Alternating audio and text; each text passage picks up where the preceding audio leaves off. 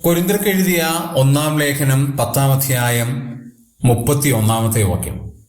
ആകയാൽ നിങ്ങൾ തിന്നാലും കുടിച്ചാലും എന്ത് ചെയ്താലും എല്ലാം ദൈവത്തിന്റെ മഹത്വത്തിനായി ചെയ്യുവിൻ.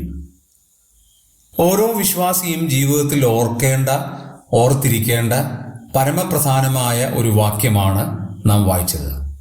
ഭക്ഷിച്ചാലും കുടിച്ചാലും എന്ത് ചെയ്താലും അത് ദൈവത്തിന്റെ മഹത്വത്തിനായി ചെയ്യണം.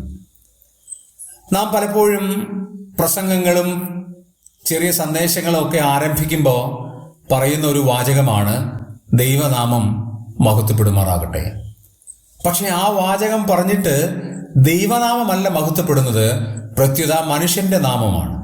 മനുഷ്യനെ എത്രമാത്രം ഉയർത്താമോ, മനുഷ്യനെ എത്രമാത്രം ഉന്നതിയിലേക്ക് കൊണ്ടുവരാമോ, തലമുറകളെയോ അവരുടെ മക്കളെയോ അവരുടെ തലമുറകളെ എത്ര ഉയർത്താമോ, അവരെന്തെല്ലാം കാര്യങ്ങൾ ചെയ്തു എന്ന് മറ്റുള്ളവരുടെ മുമ്പിൽ പ്രഘോഷിക്കാമോ, അതെല്ലാം ചെയ്തിട്ടും അവർ പറയുന്നൊരു കാര്യം ദൈവനാമം മഹത്വപ്പെടുമാറാകട്ടെ എന്നാണ്. യാതൊരു കാര്യവുമില്ല. നാം എന്ത് ചെയ്താലും ദൈവത്തിന്റെ നാമത്തെ ഉയർത്തുന്ന രീതിയിലുള്ള ആത്മീയ ദർശനത്തോടെ ചെയ്താൽ അത് മാത്രമേ പ്രയോജനീഭവിക്കുകയുള്ളൂ.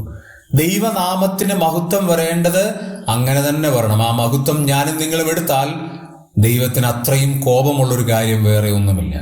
തിന്നാലും കുടിച്ചാലും എന്ത് ചെയ്താലും ദൈവത്തിന്റെ നാമത്തിന് മഹത്വം വേണ്ടി ചെയ്യുവാൻ നമ്മെ ഓരോരുത്തരെയും ദൈവം സഹായിക്കട്ടെ.